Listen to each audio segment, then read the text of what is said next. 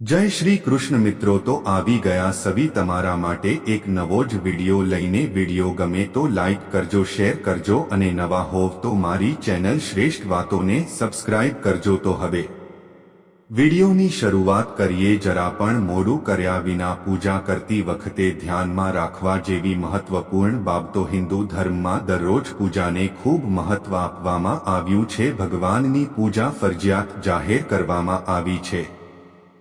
લોકો તેને ફોલો પણ કરે છે, પરંતુ ઘણી વખત જોવામાં આવ્યું છે કે કેટલાક લોકો હંમેશા અંગે ફરિયાદ કરતા હોય છે. તેઓ કહે છે કે તેઓ પૂજા કરે છે, પરંતુ તેઓને પૂજાનું યોગ્ય પરિણામ નથી મળતું અને રાત દિવસ ભગવાનના નામનો જાપ કરવામાં આવે છે, પરંતુ ભગવાન તેમની પ્રાર્થના ન સાંભળવાના ઘણા કારણો હોઈ શકે છે. પરંતુ એક મોટું કારણ પૂજાના નિયમોમાં કેટલીક ભૂલો છે. લોકો જાણે અજાણે ભગવાનનું કંઈક કરે છે. તેઓ કંઈક ઓફર કરે છે જે તેમને પસંદ નથી. આવી સ્થિતિમાં ભગવાન નારાજ થઈ શકે છે અને પૂજા કરવાથી ફળ ન મળે તેવી શક્યતા છે. તો ચાલો તમને જણાવીએ, પૂજા કરતી વખતે તમારે કઈ બાબતોનું ખાસ ધ્યાન રાખવું જોઈએ.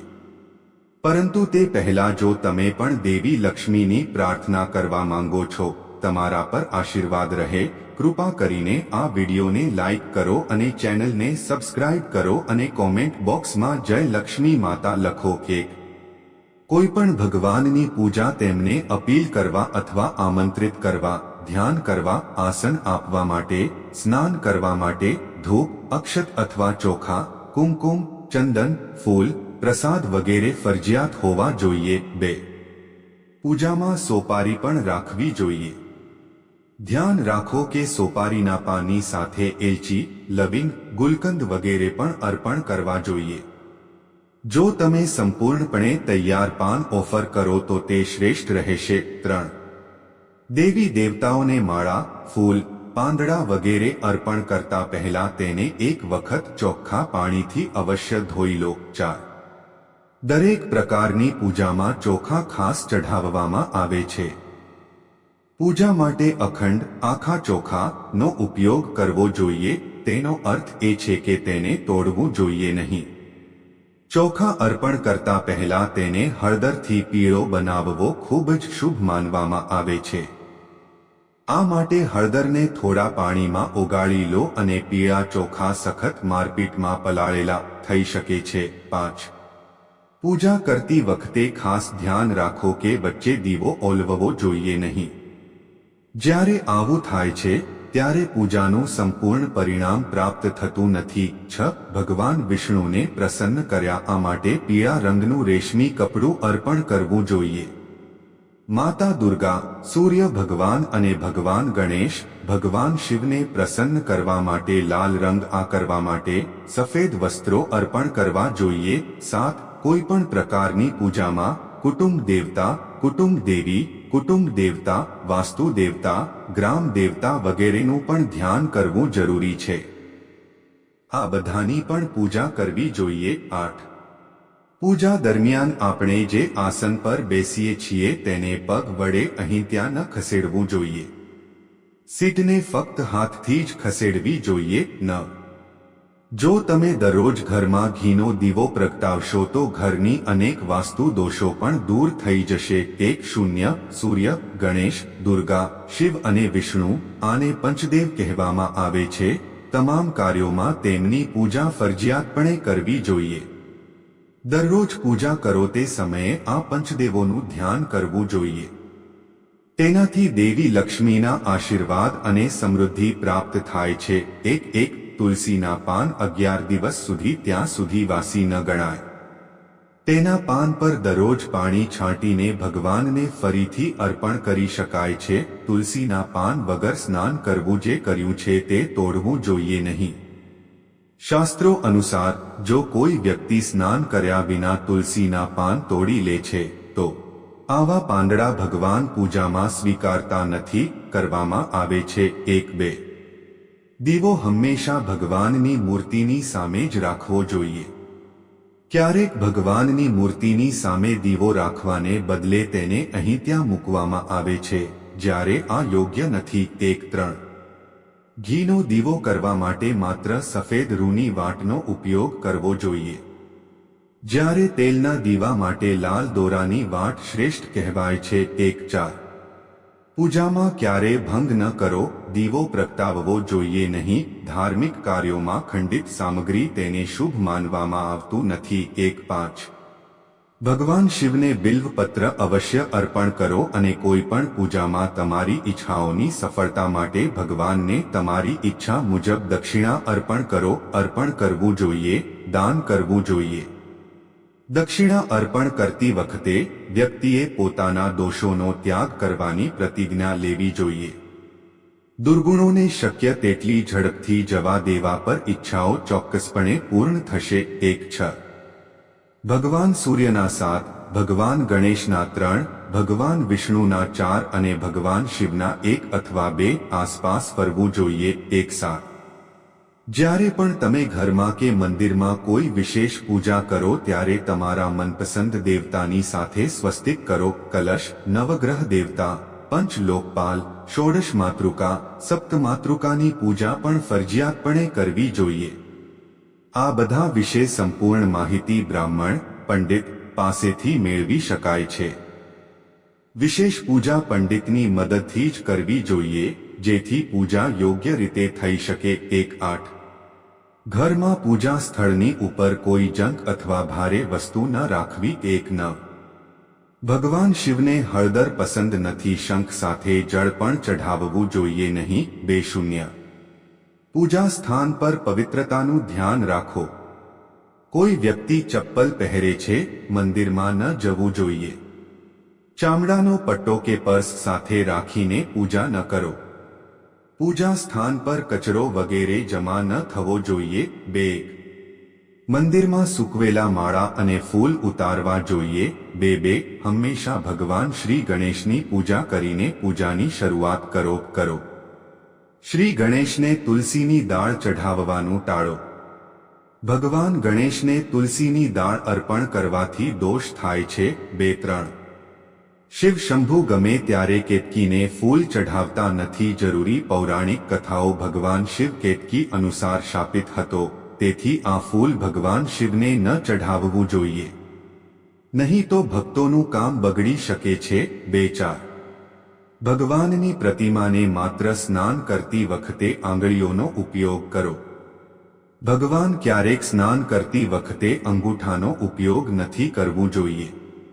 આ કરીને ભગવાન નારાજ થાય છે અને ઘરમાં આફત આવે છે. 2-5 દીવો ક્યારેય જમીન પર રાખીને પ્રગટાવો નહીં. આમ કરવાથી ધનનો વ્યય થાય છે અને ઘરમાં અશુભતા આવે છે. 2-6 પૂજા દરમિયાન અગરબત્તીનો ઉપયોગ કરવો વાપરશો નહીં, કારણ કે તે વાંસની લાકડીઓ વડે બનાવવામાં આવે છે અને અંતિમ સંસ્કારમાં વાંસની લાકડીઓનો ઉપયોગ કરવામાં આવે છે.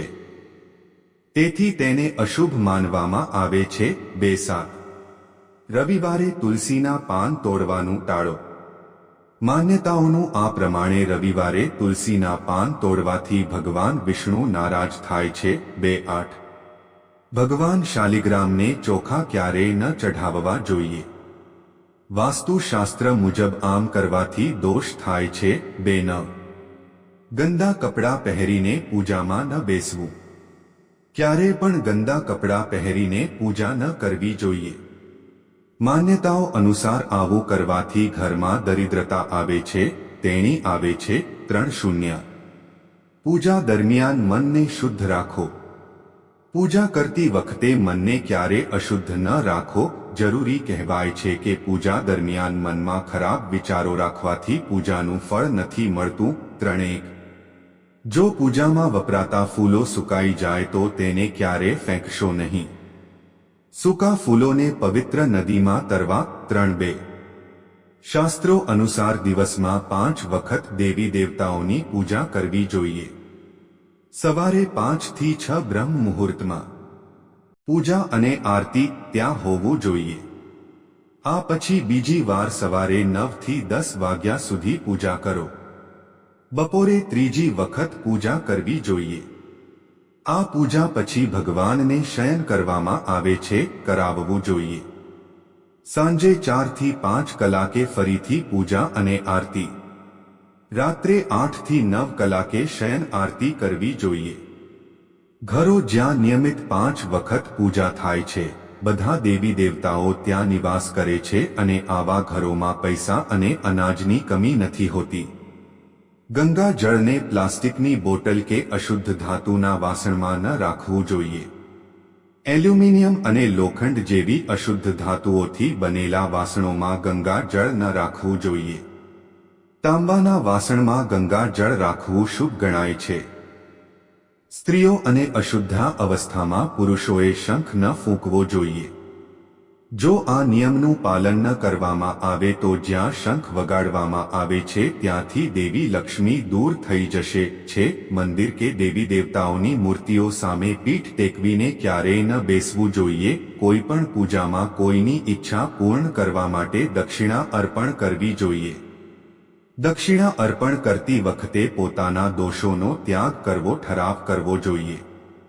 જો તમે જલ્દી તમારા દોષોને છોડી દો તો તમારી મનોકામનાઓ ચોક્કસપણે પૂર્ણ થશે. ફૂલો સામાન્ય રીતે હાથ દ્વારા લેવામાં આવે છે, તેને પાણીમાં રાખવામાં આવે છે અને હાથ વડે ભગવાનને અર્પણ કરવામાં આવે છે.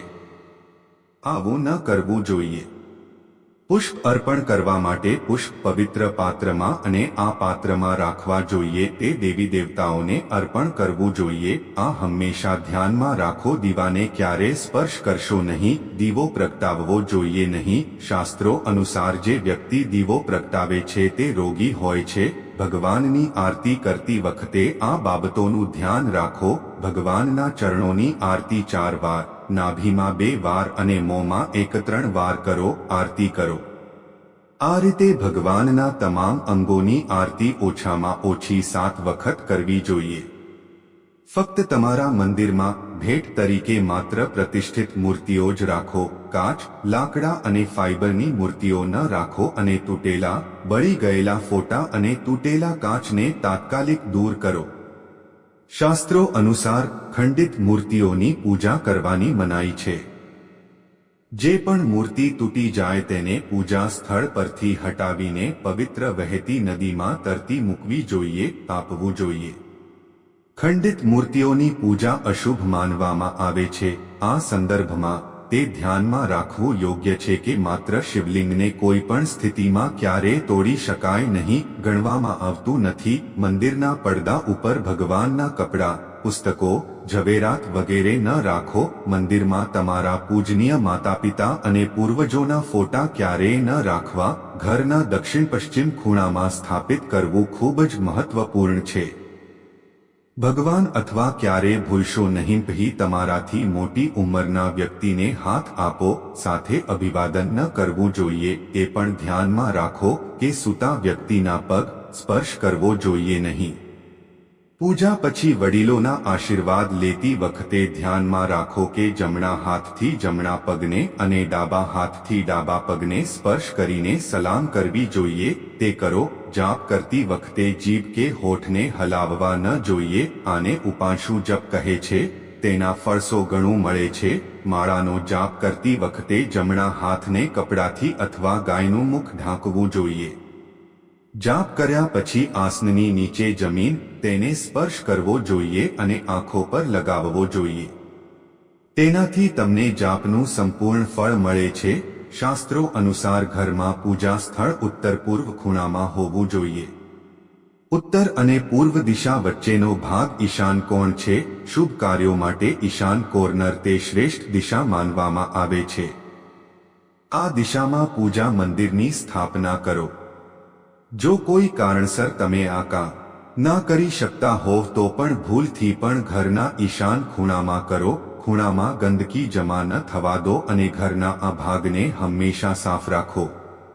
ઉત્તર પૂર્વ દિશા સિવાય પૂર્વ દિશા પણ પૂજા સ્થળ માટે શ્રેષ્ઠ માનવામાં આવે છે. તેથી ઉત્તર પૂર્વ અને પૂર્વ બંને દિશામાં તમે ઘરમાં જ્યાં અનુકૂળ હોય ત્યાં પૂજા સ્થળની સ્થાપના કરી શકો છો. પૂજા સ્થાનમાં ગણેશજી ઇન્સ્ટોલ કરવું પડશે. તેના સોપારી પર લાલ દોરો લપેટી, મૌલી, અને કુમકુમ સાથે તિલક કરો. બાઉલમાં થોડા ચોખા મૂકો અને તેને સ્થાપિત કરો. ગંગા જળને પૂજા સ્થળના એક ખૂણામાં બંધ વાસણમાં રાખવું જોઈએ. પૂજા સ્થાન પર તાંબાના નાના વાસણમાં પાણી અવશ્ય રાખવું. પૂજા સ્થાન પર તાંબાના નાના વાસણમાં પાણી અવશ્ય રાખવું. આ વાસણમાંનું પાણી દરરોજ બદલવું જોઈએ અને જૂનું પાણી પીપળના ઝાડ અથવા તુલસીના છોડમાં નાખી શકાય છે. પૂજા સ્થાનમાં એક જ દેવતાની એક જ મૂર્તિ રાખો. જો તમારી પાસે તમારા પૂજા સ્થાનમાં એક જ દેવતાની એકથી વધુ મૂર્તિઓ છે તો તેને ઘરમાં ક્યાંક રાખો. તમે તેને દિવાલ વગેરે પર પણ લગાવી શકો છો, પરંતુ પૂજા સ્થાનમાં એક જ દેવતાની એક જ મૂર્તિ રાખો. ઘરમાં પૂજા સ્થાન પર મોટી મૂર્તિઓ ક્યારેય ન રાખવી જોઈએ. મોટી પ્રતિમાઓ માટે જીવન પ્રતિષ્ઠા હોવી ફરજિયાત બની જાય છે. તેથી મોટી મૂર્તિઓ ફક્ત મંદિરો માટે જ યોગ્ય છે. પ્રાર્થના તે જગ્યાએ નાની મૂર્તિ મૂકી શકાય છે. પૂજા સ્થાનમાં ભૂલથી પણ પિતૃઓની પૂજા કરો. સ્વર્ગીય માતા પિતાના શિક્ષક ફોટા પોસ્ટ કરશો નહીં. તેમની જગ્યા બાજુ પર રાખો. પૂજા સ્થાનમાં કચરો તેને એકઠા ન થવા દો. દરરોજ પૂજા રૂમની સફાઈ કરો. જો તમે પૂજા રૂમમાં મૂર્તિ સ્થાપિત કરી હોય, જો હા, તો ધ્યાન રાખો કે મૂર્તિનો કોઈ ભાગ તૂટી ન જાય. જો મૂર્તિ તૂટી જાય તો તેને તરત જ ત્યાંથી હટાવી દો. વહેતા પાણીમાં તૂટેલી મૂર્તિનું વિસર્જન કરી શકે છે. જો શક્ય હોય તો પૂજા સમયે શુદ્ધ દેશી ગાયના ઘીનો ઉપયોગ કરો અને અર્પણ કરતા પહેલા શુદ્ધ ગાયના ઘીનો ઉપયોગ કરો. આ હેતુ માટે અગ્નિમાં માત્ર ગાયના છાણનો ઉપયોગ કરવો શ્રેષ્ઠ માનવામાં આવે છે. વિડિયોનો હેતુ માત્ર તમને વધુ સારી સલાહ આપવાનો છે. અમે આ સંબંધમાં કોઈ પણ પ્રકારના દાવા કરતા નથી. મિત્રો, જો તમને વિડિયો પસંદ આવ્યો હોય તો લાઈક કરો અને ચેનલ પર નવા હોવ તો સબસ્ક્રાઇબ કરી દેજો. આભાર.